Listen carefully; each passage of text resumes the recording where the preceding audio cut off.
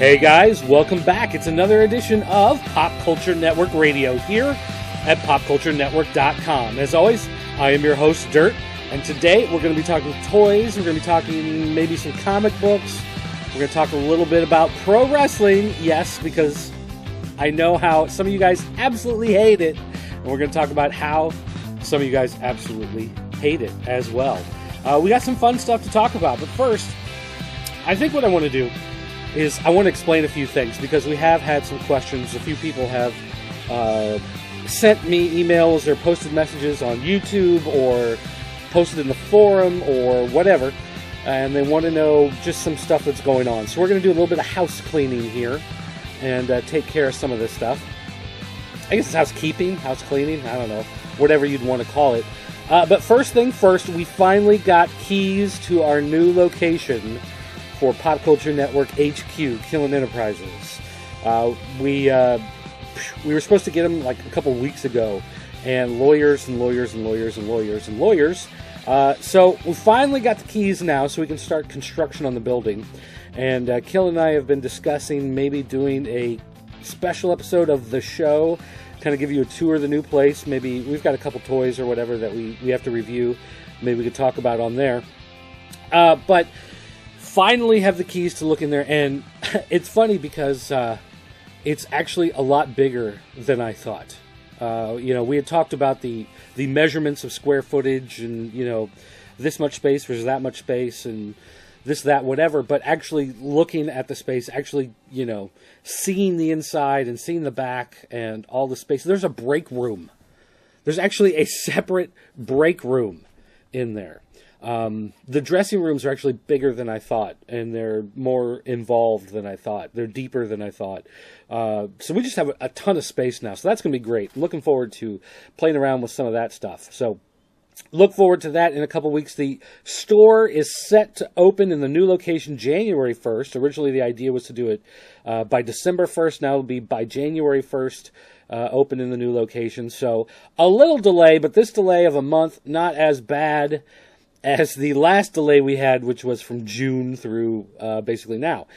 So we can look forward to taking care of some of that. And yes, the show is back this week. I was gone last week. I didn't do it. I've been fighting colds and everything just like everybody else. Everybody in my family had it first, and I thought I had gotten away without catching it. And then last week it reared its ugly head, and I did my best to medicate myself for 24 hours and try to get through it as quickly as I could. But yes, there was no show last week, although I still plan on doing a show this week. One of the things I want to talk about, well, this week, obviously I'm doing this week. I mean next week, jeez, for Thanksgiving. I can't get a break with you people. All right, next week, Thanksgiving, day after Thanksgiving, doing a show. It's Black Friday is when I'll be recording it. And so basically, I want you guys to email, tweet, leave me a voicemail, whatever. Email dirt@popculturenetwork.com. Send me a tweet at PCN_dirt on the Twitters. Or send me a voicemail. It's area code 217-953-4025. That's our 24-hour voicemail line.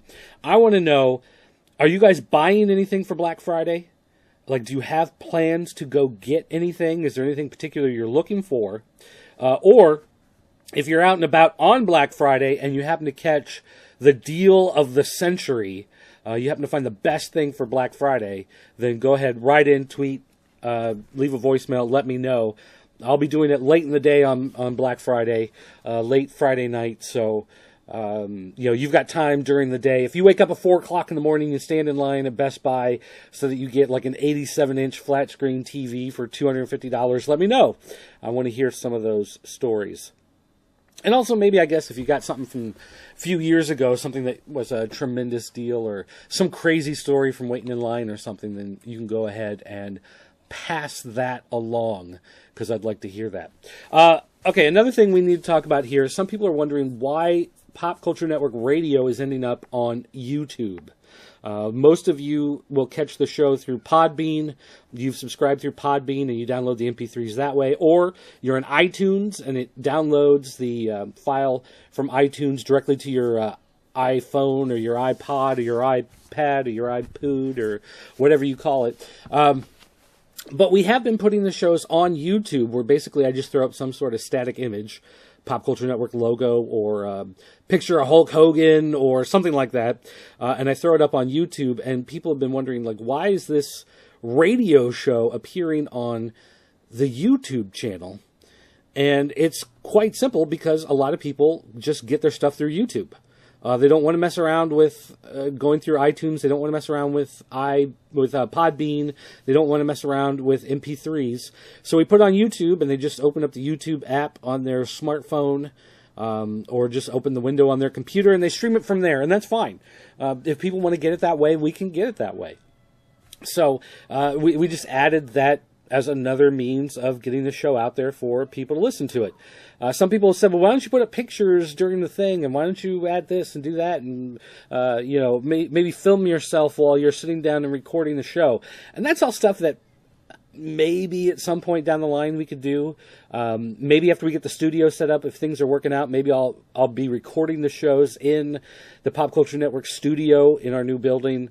Once that gets taken care of, and maybe we'll film that and put that as the video on YouTube, and then have the audio recording going out, kind of like what we used to do with It Figures. Once that one became a video show, I mean, that's possible. I'm not going to make any promises, but that's something that might happen. But yeah, it's just some people want to grab their smartphone. Every Android phone has a YouTube app, so you can just open up YouTube and they can listen to it that way through their phone and or their tablet, whatever it may be. So, fine.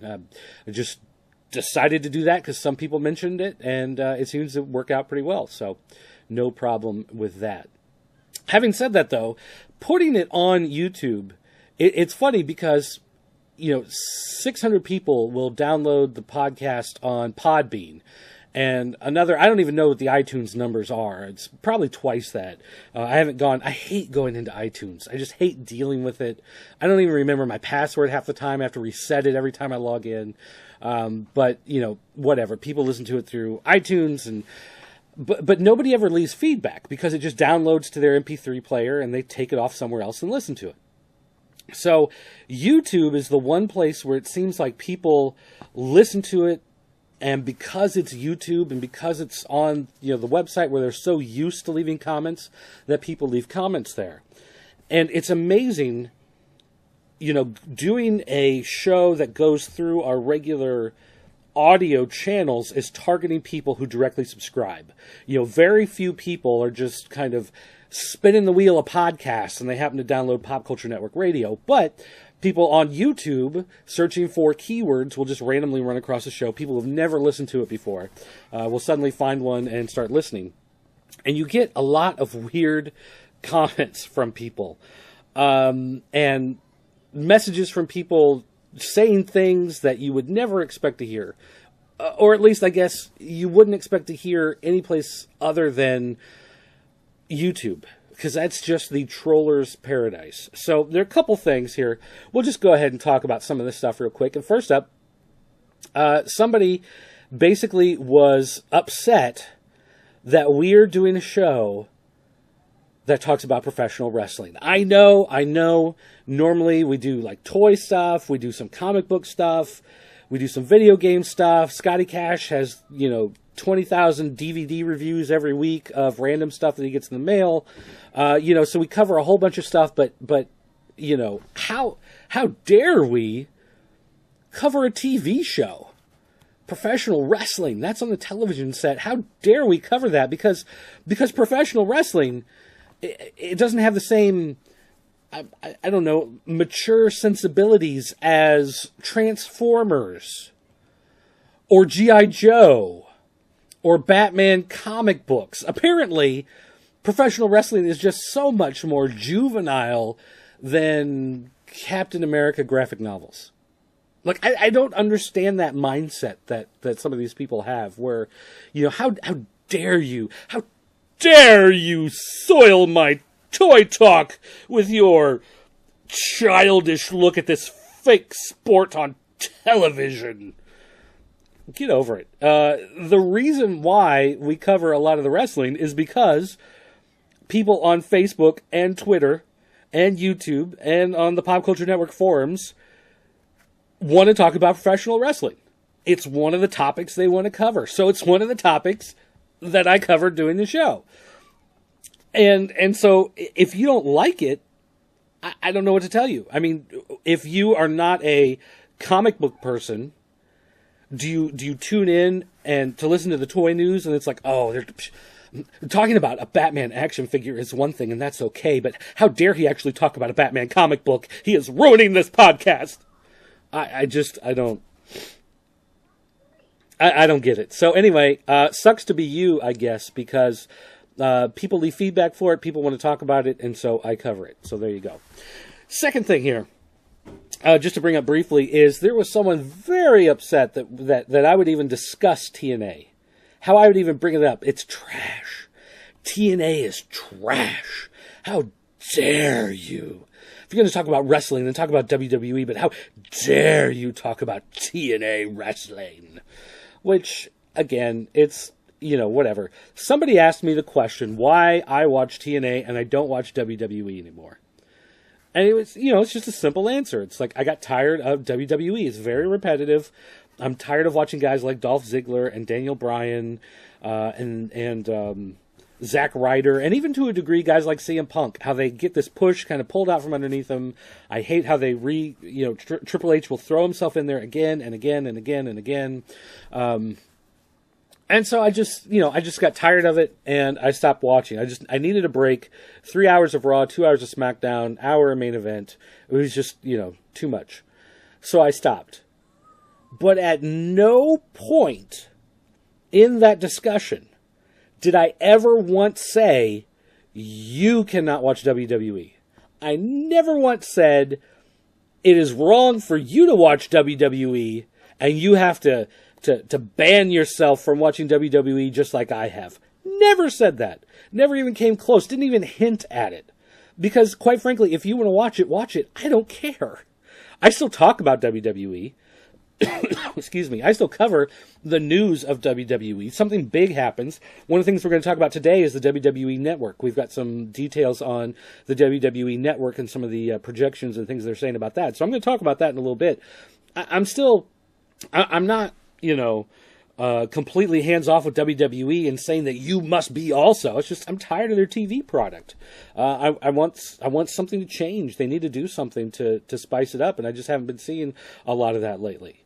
So for me, I just decided to take time off. I don't care if you watch it, but why are you mad that I'm watching TNA? Like, I don't even get that. Like, if I want to watch it, I'll watch it. What do you care? You know what I mean? It's like, how is that impacting you? I want WWE to dominate the world, but how dare this fat guy on this one internet radio show keep talking about the competition? All right, Vince, stop trolling YouTube, I guess, is the only thing I can add to that. So, it's like I talk about the stuff that gets feedback. And every time I talk about wrestling, it gets feedback. Every time when I did the Survivor Series special, talking about Survivor Series, got feedback from lots of people who enjoyed that, and they talked about their own favorite Survivor Series matches, and sparked some good discussion. So there you go. That's why I do it, because I get the feedback from. If nobody ever replied or commented about it, then wrestling wouldn't be covered on this show. But it does. So there you go. One other thing is occasionally I bring up some toy news. And someone will say, well, I heard you talked about this, but why didn't you talk about that? You talked about, G.I. Joe Club figures, but you never discussed the, whatever, G.I. Joe special variant, whatever. It's because I don't know. I mean, quite frankly, I don't know the story. If I had seen the news, then I probably would have discussed some of that stuff. I just pretty much talk about what I find interesting and some of the stuff that I'm looking forward to and some of the stuff that I just want to talk about. And so that's why I talk about it. And that's really all there is to it. So if there is something in particular that you think needs to be discussed, that you want to have some sort of discussion on, if you've got comments on something, don't wait for me to bring it up so that you can respond to it. Send me that email. dirt@popculturenetwork.com. Let me know about the toy news that you want to talk about. Let me know about the stuff that's happening in comics that you think is important that needs to be discussed. Let me know about that video game thing that you want to talk about. And, yes, I know, PS4, Xbox One out there. We can talk about that a little bit. A couple weeks ago, I said I was going to talk about a video game, and I forgot to get to it. So, hopefully I'll remember this week before I run out of time or interest or energy or whatever. But that's just how it works. Is that I have to read it, I have to know it in order to bring it up, and I have to remember it. I mean, that's the other thing. It's got to be big enough that I remember, like, oh yeah, I need to pull up that story and discuss that a little bit. So, again, if there's something specific that you want covered, toys, video games, movies, wrestling, comic books, whatever it is, then send me an email, let me know, and I'll make sure to cover it. Or send me a tweet. Tweet me. Hit me up on the Twitters, and I'll do my best to cover it and add it to the show. Because that's what this show is here for you guys, excuse me, to feedback. Now, if your feedback is just, the bitching and whining because you're a child and you think you're entitled to everything, then, piss off. But for everybody else, glad you're here. Nice to talk to you. All right, let's get into some of the toy news here. We've ranted enough. 16 minutes in the show. Let's move on. DC Comics Supergirl New 52 Art FX Plus statue. Before they had announced that this was going to be a February release, they have announced that they are pushing this forward into January. I'm looking forward to this. This is my first Art FX Plus purchase that I'm making. I do have the CoverGirl's Supergirl statue. I've always liked Supergirl. Just one of those characters, Superman, Supergirl, Krypto, Streaky the cat, whoever in the Superman family. I've just always enjoyed him, so I'm looking forward to getting this statue and adding it to the collection. I've never had an Art FX Plus statue before, so I'm really looking forward to seeing how well it looks in reality versus the promotional pictures. But again, moving it forward to January 2014, so that's coming out a little bit sooner. We have a Hong Kong-based company called 3Zero. They have announced that they are making some RoboCop 2014 figures. Let's see. They said they have a teaser for Ed 209, a new version of Ed 209 from the movie. It is a 1/6 scale figure. If you go to their Facebook page, which is, I'm trying to get it to pull up now, and of course now it won't. I think it's just 3Zero, THREEZERO. The teaser that they show for the Ed 209 is, it looks like a wireframe kind of mock-up, showing you just kind of like, a black and white look of the figure. The side view of the Ed 209 is remarkably like the original one, the original Ed 209 from the first set of movies. Really, when you look at it front on, the main body that sits up top, it's less rounded, it's more flat, looks more like a modern jet cockpit, as opposed to the old one, which was just kind of like this big, like, killer whale, they called it. So this is much more of like a realistic take on a military piece of hardware, you could say. So it looks interesting. There's no prices or anything like that. This is just a teaser that this company 3Zero is going to be making stuff for the new RoboCop movie, so you can look forward to that. So that'll be coming next year. Mediacom has announced the Real Action Heroes Batman Dark Knight Returns figure. Let's break that up again. Real Action Heroes, that's the line. Batman is the character. Dark Knight Returns is the story he was in. Figure. So, there you go, figure. This one will be coming, it's a 1/6 scale figure, and it looks like what they've done, I'm guessing this is the Real Action Heroes line, is that the body is built underneath the suit. It's... Hey, my Simpsons Tapped Out is ready to play. I'm glad that popped up right now. The body underneath the suit is posable. It's got articulation, but when they put the clothes on, the costume, the suit on top of it, it covers all the joints. Excuse me. So he looks to have, let's see, 1, 2, 3, 4, 5, 6, 7, 8, 9, 10, at least 12 points of articulation. Probably more when you get into some of those joints. Probably have like 2 in the elbows and the shoulders, not just 1. But the costume sits on top, so no matter how you have him posed, you don't have any of those exposed joint cuts like you get on a regular action figure. So it definitely looks really cool. Cloth cape, not big on cloth capes, especially since the rest of it does kind of have this like vinyl plastic look to it. Instead, it's like a velvety cloth cape, but whatever. It still looks really, really cool. And it's Dark Knight Returns, and that's one of the best Batman stories of all time. Next up, Pacific Rim Toys. NECA is coming out with Series 3 of their 7-inch figures. Pacific Rim, it's funny because Pacific Rim, it didn't do that well in theaters. It's done really good on home video. It's becoming one of those like cult classic hits, and it's like it just won't go away. Like it won't die. It's doing a lot better than they thought it ever would, especially with this merchandising. Everybody really likes it. March, they will be coming out with 4 new figures. You're getting the Cherno Alpha, the Coyote Tango. They're almost 8 inches tall. A little bit bigger than before. You've got a Trespasser.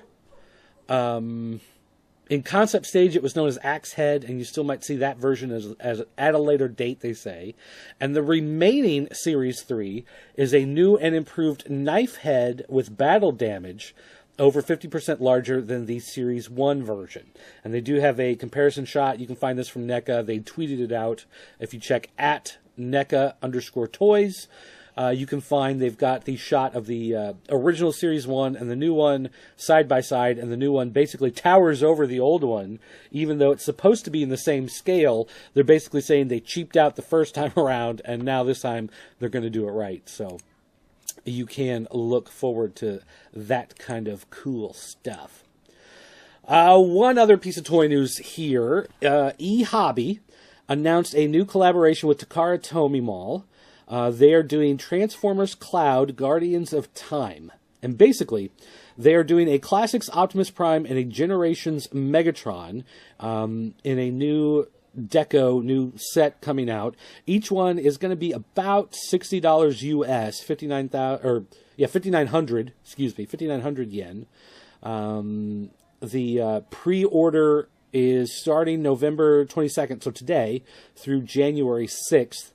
And basically, they're taking the Revenge of the Fallen Bludgeon, who's like the samurai, like the tank that turns into the samurai guy, and they're basically reworking that, adding a Megatron head and making that into this new version of Megatron. And then that Classics Optimus Prime, the one that was it was the shorter long-nose cab, I guess is the best way to describe it, and it had that little like windbreaker on the top. I don't know, wind vane, I don't know what you call it, that flipped down onto his back. They've released it as Optimus Prime, as an Ultra Magnus, as I forget, what's the black Optimus Prime? I forget what his name is. He's all black and purple. Metal Mouth, I don't remember. But anyway, they've released it in several different color variations. Now they're going back and giving it more of a G1 look, toned down on the silver, more of the pop of the red and blue like you'd imagine. And then the Megatron, it's going to have that look. I remember a Megatron from several years ago where he was the tank, and when you transformed him, he looked like a samurai Megatron, and he kind of has that look to him. With that classic head that you've come to expect for Megatron. So both of those, $60 US a piece, which for those type of collectible bigger figures, that's about the price that you'd expect to pay for some of those bigger figures. So anyway, we are going to take a quick commercial break right now. And I say commercial, and I don't mean commercial. I don't think we actually have any commercials. But it just means that the kids are upstairs yelling, and I can hear them fighting with each other. So we're going to take a break, and we'll be right back in just a minute. And we're back. Okay, so some time has passed. For you guys, it's going to be instantaneous like that, but some time has passed here. We had to regroup and try to fix a few things going on, but nonetheless, we are back, and a couple things to talk about. First up, PS4 and Xbox One going head-to-head this holiday season both have launched now. And when PS4 launched, there were wide reports of problems people are having, the drive not working, the HDMI output not working, systems not powering on. And Sony said this was somewhere around 0.4% of consoles shipped out, which makes it, several thousand consoles.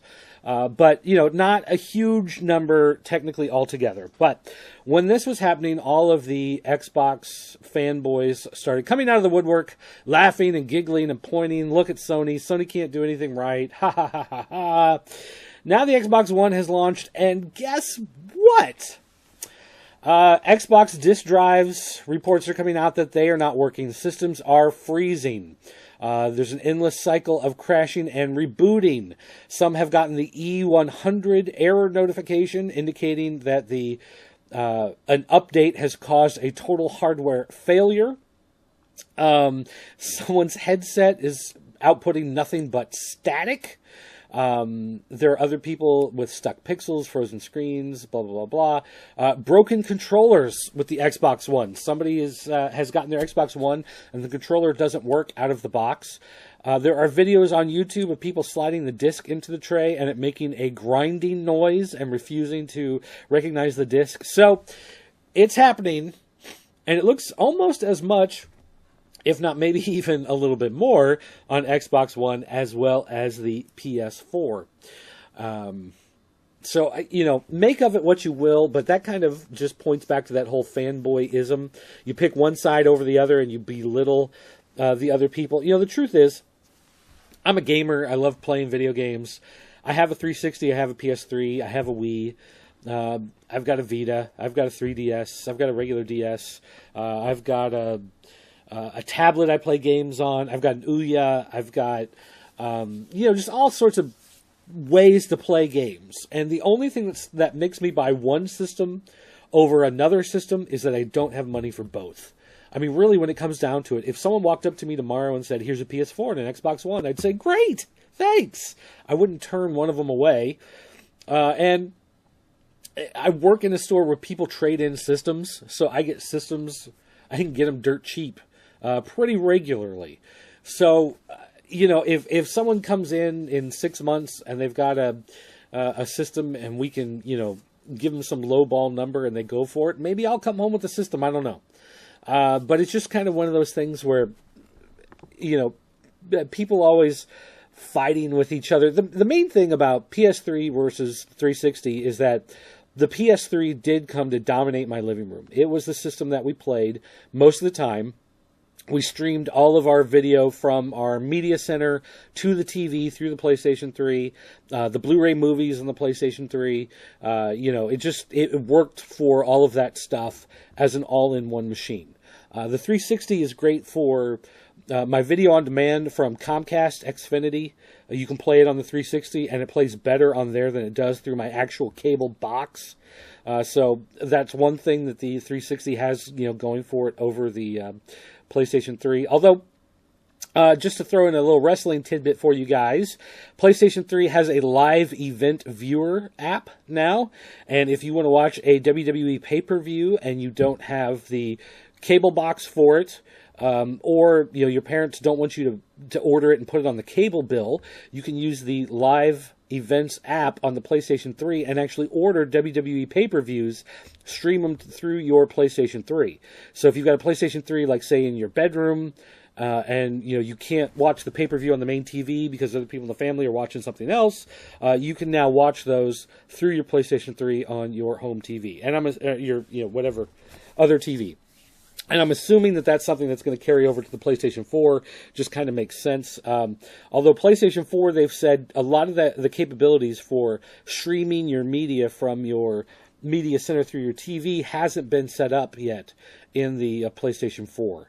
They focused on the games, and the games being the core of what they were really working towards when it came out. All of that stuff they plan to add later on, but they just didn't finish all of that right now. And that's got some Xbox One people saying, well, hey, Xbox One is the center of your digital world. You can do all of that stuff, except a lot of people are saying that on their Xbox Ones, some of that TV stuff is not working properly. Someone's just banging on my front door, so I'm going to run over here and check that out. So again, I'm going to pause, and I will be right back. And we're back. Okay, that's instantaneous for you guys. It's been about 4 hours for me, and that was my son's friend, 8-year-old from down the street at the front door, and he bangs because he wants to make sure that you know he's there. That's just how it is. So, anyway, all right, now that we're back, I did mention last week I wanted to talk about a video game, and I completely forgot about it last week, and so I am bringing it back this week. I wanted to mention a new game. Well, it's not new. It's new for me, but it's a game called Unepic, and this is available right now on Steam as an early access game. And what that means by early access, it means that the game is still in development, and you can buy it for $7.99 and play it and help them to develop the game. You can give suggestions, you can talk about what you like, what you don't like, and you can help shape the final version of the game. And so what is the game? The game is basically what they call a Metroidvania game. If you remember the old console versions of Metroid and Castlevania, it's that side-scrolling move from area to area. You're looking for objects, defeating the bad guys. And that's basically what this game is. The graphics are very reminiscent of Terraria, which is one of my favorite games of all time. And in Unepic, you're basically playing a guy who is a Dungeons & Dragons fan, sits around with his friends, plays tabletop gaming, and one day he gets pulled into this supernatural world where there's this giant castle and these monsters, and he's got to fight and all that kind of stuff. And part of, I think, the overall package that makes it so engaging is the fact that there is a massive multiplayer mode. You and I think up to 5 of your friends can play at the same time. And that really helps when you get into some of the boss battles. And some of the giant monsters. There are 7 giant monsters in the game.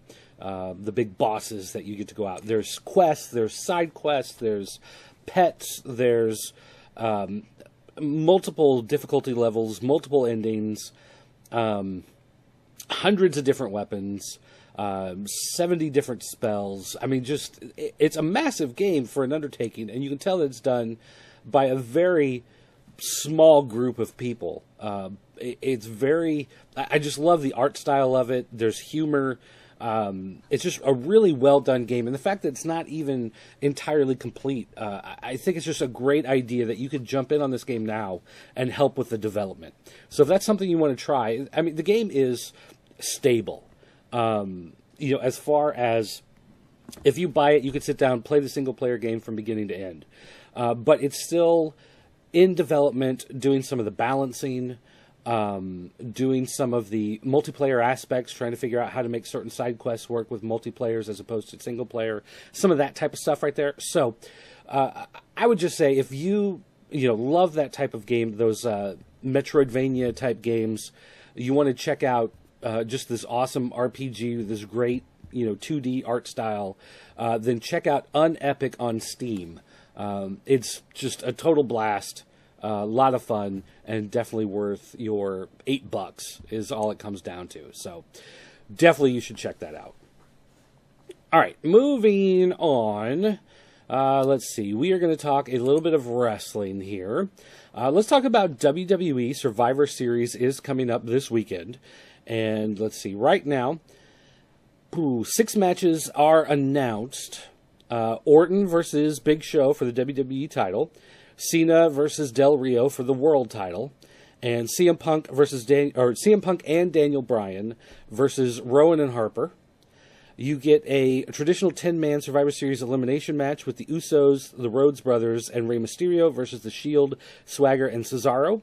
There's a 14-woman elimination match with the Bella Twins, Naomi, Cameron, Natalya, Eve Marie, and JoJo as Team Total Divas against the women not on Total Divas, AJ Lee, Snuka, Fox, Oksana, Summer Rae, Catelyn, and Rosa Mendez. Pre-show match will be Kofi Kingston versus The Miz. They are planning to give these matches a lot of time. They may stick one more match in there, but for the most part, that's really going to be the card. And they are having Bret Hart, Booker T, and Mick Foley be the match analysts that they go to in the analyst booth every so often throughout the pay-per-view. Let's see, the arena sellout number is about 12,000 tickets. Right now, they're about 500 tickets shy of selling out, but they expect it to be sold out by the time of the show. Keep that in mind, though. 12,000 is the sellout, so WWE will probably announce 15,000, just because. That's what they do. They sell out, they legit sell out the show at 12,000, so they claim 15,000. The other thing to talk about from WWE is the launch of the WWE Network. The company informed the cable carriers, on the 18th of November, that they will be discontinuing the WWE 24/7 Classics on Demand channel in February. And it looks like February is going to be the window for launch of the new network. It's a premium subscription cable channel. You'll pay anywhere from $9.99 to $14.99 a month. They're still trying to figure that out. And actually, one rumor suggests that it may be distributed also through Netflix as a premium Netflix channel that you would pay on top of your Netflix in order to stream it, as well as through your cable operators. I'm not sure if that's just a rumor or if there's something to that, but I've heard that from a couple different places, so we'll see how that works out. The idea basically behind the channel, besides their scripted shows, the stuff that they have on YouTube now that they do that fun type stuff, their old library of matches that they've picked up from all the smaller independent groups that they've swallowed up over the years. The other big thing, of course, is that they will offer the pay-per-views on their channel, on the WWE Network. One question has come up of whether or not they would offer WrestleMania, because WrestleMania is, of course, their top dollar pay-per-view of the year. It makes just millions of dollars. It's a very big deal for them. And whether or not they would allow that to be on their channel, you know, if you're going to sign up for a channel and pay, let's say, $9.95 a month and get WrestleMania, obviously you're going to save yourself a lot of money. And the question is whether or not people would continue to keep it throughout the year. They figure that they can get, if they get 1 million subscribers at $15 a month, they break even in a year. If they can get 1.5 million at $9.95 a month, then they just about break even. I'm not sure exactly how that works, but regardless, it's part of, you know, having enough people that they can sell advertising on the network, as well as the subscription fees that they would be recovering from having that product out there. So I guess, like, if they launch it in February as a push towards WrestleMania, the hope is that people will sign up for it and then just not think to cancel it and keep it for a couple months, realize they like it, and then just keep doing it. Let's see, here it is. They hired Matthew Singerman as the Executive Vice President of Programming. He reports directly to Vince McMahon. His role includes development of new content, including original reality programming, scripted programming for both television, digital, and primarily the network. He was a consultant in the early days of the NFL Network, Nuvo, Pivot, and Back 9. He was a key part in the early growth of the Fox News Channel. He was a senior vice president of programming at Reels and was a senior management partner in the TV Guide Network. So, I mean, this guy has done network launches. He's done content management for networks. So he's he's a guy who knows his stuff, and if someone can pull it off, that would be him. So your Classics on Demand is going away in February, and most likely that's because they are going to attempt to roll out the network. Now, again, whether or not that works, whether or not that's, possible or true or, whatever, that's something that remains to be seen of how, if they can pull it off and get it. But I think there are enough people that want to see, even the old stuff, the World Class Championship Wrestling, the WCW, Florida Championship Wrestling, the ECW, just, all that old stuff probably has enough draw that they might actually be able to, pull in people for that. And especially if they're giving away, pay-per-views on there as part of it. Their B-level pay-per-views obviously aren't making the money that they would, so having a subscription-based channel is going to probably make more money in the long run. But whether or not a big one like WrestleMania makes sense on a network like that, that's really the question. That's what people want to know. Let's see. Let's turn to TNA quickly. Let's see. TNA returned to Orlando. They basically found a new soundstage in Orlando where they can do most of their filming. But because they picked this location rather quickly, trying to find a spot, they couldn't secure it for certain key dates that they have to run upcoming actual pay-per-views. They have a contract where they have to have so many pay-per-views a year within a certain date, and so scheduling was not going to work out with the soundstage where they are recording, so they are still going to go on the road a little bit at the end of the year and at some dates going into 2014. But the hope is by the end of 2014, back in Orlando at this soundstage where they are, not being part of Universal Studios. I don't know if that's going to make a difference or not, whether or not the crowds showing up are going to be TNA crowds, because one of the questions about why they left was whether or not a lot of the people getting seats at Universal Studios were just going because, hey, it was a TV thing. They weren't necessarily wrestling fans. So the hope is this will actually draw wrestling fans. But from what I've heard, it's a smaller building. The roof is much lower. So they really have to work to try not to show how small the building is. Only packs in about 600 people. So not a whole lot. But, hopefully they can pull it off. As far as the show this week, TNA Impact, this was their Turning Point pay-per-view, and basically this is the end of Aces and Eights. They've been teasing the breakup for a while. You thought it was going to happen, last week, and it didn't. It was a swerve. Maybe it was 2 weeks ago. Whatever. This is it. Mr. Anderson beat Bully Ray. They had one heck of a match. Let's kind of go through the card more or less in order. Let's see. The first match was Magnus versus Samoa Joe. They had a Falls Count Anywhere match. This was part of the TNA World Title Tournament. And let's see. Joe ended up charging at Magnus. Magnus moved out of the way. Joe ran into a chair. I mean, this was after they'd done stuff, all over the building. And so Magnus covered him and got the pin. So Magnus gets the pin, but it's more Joe's fault for losing than Magnus being able to win.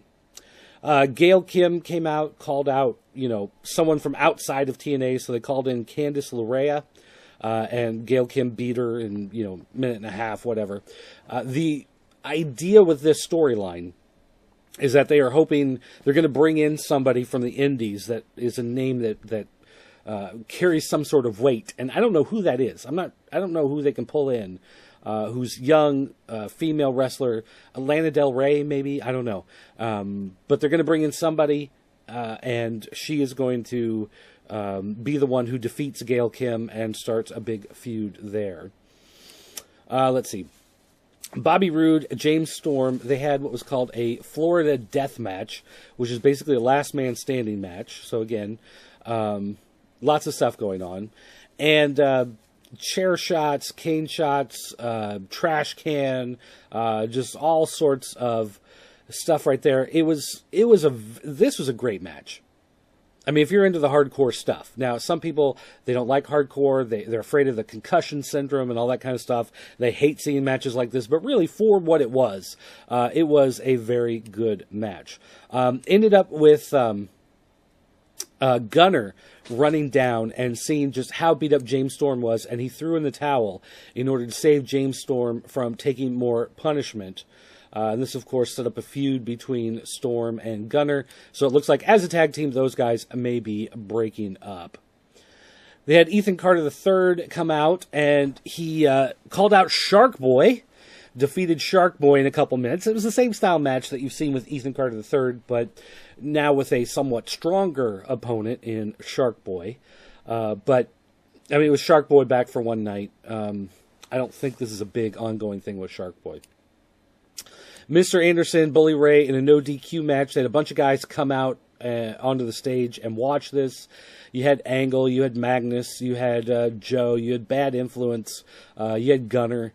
They all came out to see whether or not Aces and Eights was going to break up. And so basically, Nux came in and tried to get involved and cheat for his guy Ray. Wasn't able to pull it off. Got a hammer from Taz. Brooke grabbed the hammer that Taz had, tried to throw it in the ring, but she threw it too far. Anderson grabbed it, ended up hitting Bully with it.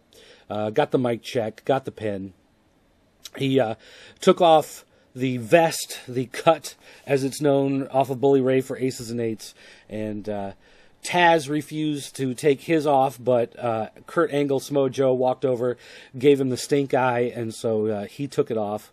And Garrett Bischoff, I don't know what happened to Garrett Bischoff. I think he just ran off to hide. The match was okay. It wasn't as great, I don't think, as the earlier, Florida death match, I guess they called it. That was a better match than this match here at the end, but it was still very good. I mean, it was solid. Nothing spectacular, but nothing terrible in it either. But that's the end of Aces and Eights. So they are over. They are done. That storyline is gone. And hopefully the idea is they have some new villains that they can move in to that spot. Now, regarding the sale of TNA, this is the last little bit of news we'll talk about here. The sale of TNA, there are a couple different companies that have been rumored to want to take over. One is led by Eric Bischoff, but that's not happening. There were rumors that Billy Corgan, formerly of the Smashing Pumpkins, who now runs his own small-time wrestling fed up around the Chicago area, he might be interested. That's not happening. It looks like the money bet right now is, I'm not sure how you pronounce it, but it looks like Endemol. Endemol is the name of the company. They are a content production company. They basically make shows and then sell those shows to networks to play. So they're responsible for shows like 1 versus 100, Deal or No Deal, Big Brother, a lot of those like kind of reality-based game show type things they're involved in. But they're a global company, not just the United States. So when you see Deal or No Deal UK and Deal or No Deal US, it's the same company. Endemol is producing both of them, excuse me, and then selling them to the different networks here in the United States. So they are a content creation production company that oversees the making of these shows that then go out. And the reason why this company looks to be the one that is most closely eyeing the purchase of TNA is because they do have ties with Jeff Jarrett. A couple years ago, TNA was involved in the production of a wrestling program in India called, Raw Ka King? Ring Ka King, something like that. I forget exactly what it was. But it was set, it filmed in India, it used a lot of TNA stars, and one of the main guys who was a driving force behind that was Jeff Jarrett. And all the talks about the sale of TNA, it says that the one person who seems to have the most clout and has the best deal on the books and closest to maybe signing something is Jeff Jarrett. Where is Jeff Jarrett going to get the money for this? Where's Jeff Jarrett going, because Jeff Jarrett was the force behind creating TNA in the first place in the ashes of WCW. So how, if Jeff Jarrett has lost the company now to Panda Energy and the Carters, how is he going to get the capital in order to come in and try to get TNA back? Well, he has connections with Endemol. Endemol creates media to be sold to networks, and Endemol has just started a new online development push where they're going to create videos for AOL video, MSN video, YouTube, Daily Motion. They have deals. They're working out deals, and they just hired a new guy who used to work at, what was it, Maker Network, I think it was. They just hired this guy to come in and be their development push. So they're pushing this new kind of digital outlet for television where it might be on a traditional television network or cable channel, but then also it'll be online.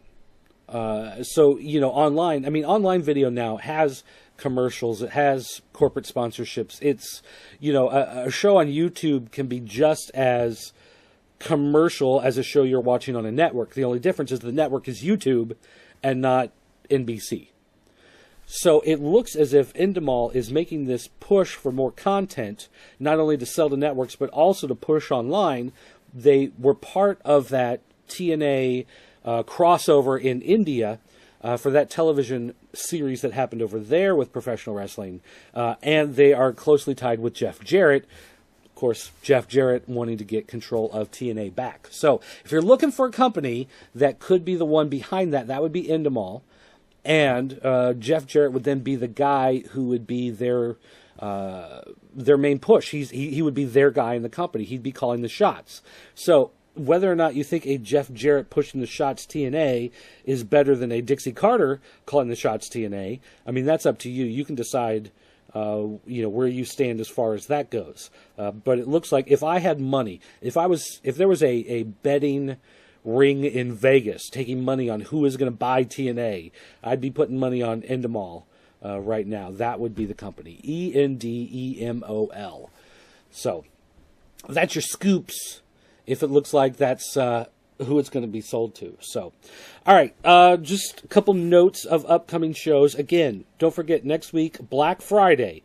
If you have a Black Friday story, if there's something specific you're going to go out and try to get, or if you get something on Black Friday and you just got to share it with the world, send me an email, dirt@popculturenetwork.com.